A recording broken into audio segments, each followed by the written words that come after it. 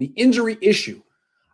Someone asked about it earlier. What can they do? I mean, it's fair point to say all of this discussion we've been doing for the last hour is kind of moot if this happens again. Yeah. And the Niners have had injury issues to a varying degree each of the 4 years that Shanahan's been here. Even 2019, Jimmy didn't get hurt, but a lot of other people did.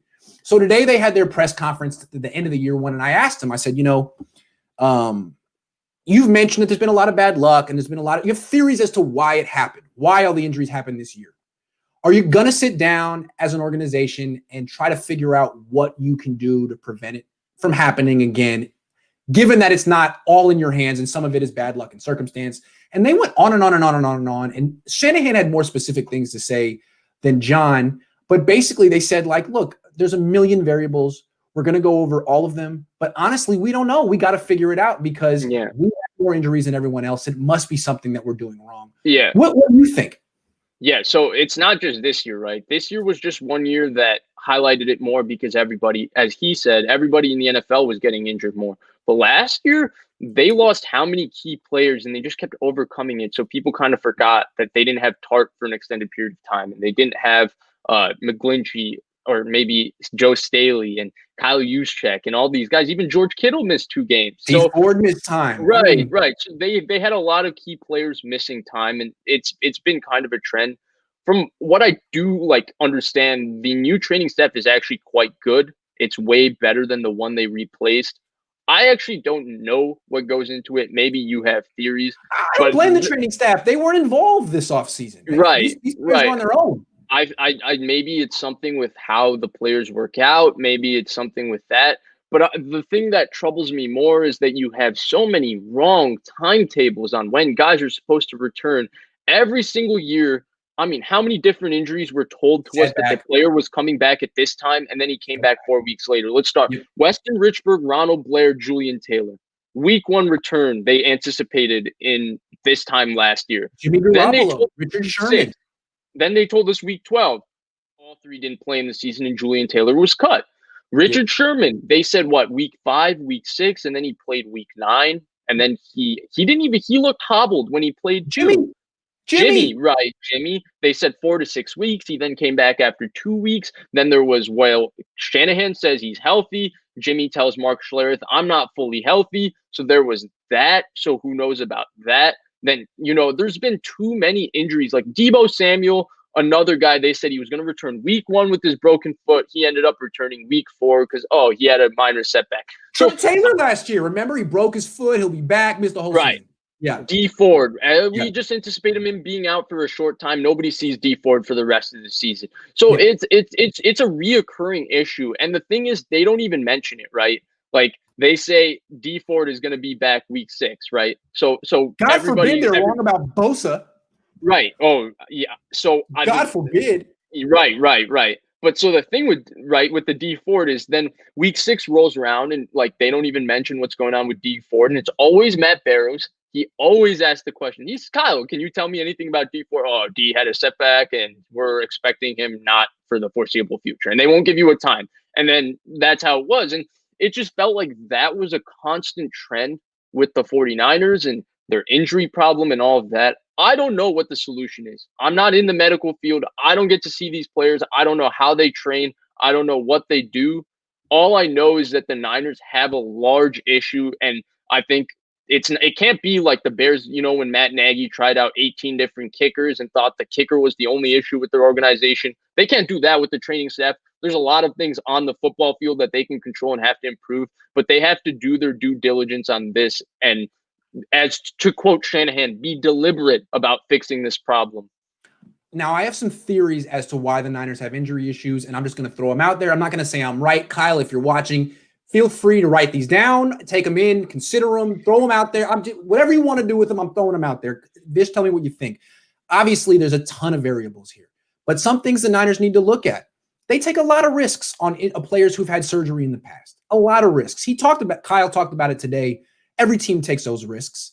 There is a tipping point with how many risks is too many. I think the Niners need to look at that. It worked out with Jason Verrett. Maybe it didn't work out with Javon Kinlaw or other players. I think they maybe need to reduce the number of aggressive risks they take with players who haven't been healthy. That's one. Two, I think, would be training camp and practice. What I've seen, and maybe Kyle disagrees, but what I've seen is I would consider it a light training camp. Hour and a half practices, no full tackling. I watched Harbaugh's practices. They were 2 hours and 45 minutes with, I would say, at least 1 day a week of live tackling. Now, maybe it wasn't like a full game, but like on the goal line, somewhere. There, he made it a point to like build up what he would call a contact callus. He said, it's one thing being in shape, it's another thing being in football shape, and he would go for that. So that's one. I think maybe they could have a more intense training camp. And then finally, I think what we've heard from Chase Claypool is that the Niners practices as the season go along are pretty tough. And what I think you see from Bill Walsh back in the day, other teams, is as you go through the season, they kind of stop padded practices. They just have basically walkthroughs and after at a certain point through the season. The Niners don't. The Niners have 1 day of padded practice every week throughout the season. I mean, it worked in 2019, but if this is an issue, maybe they need to do what the rest of the league and what Bill Walsh did, was kind of taper off the intensity of your practices as the season goes along. That's three things.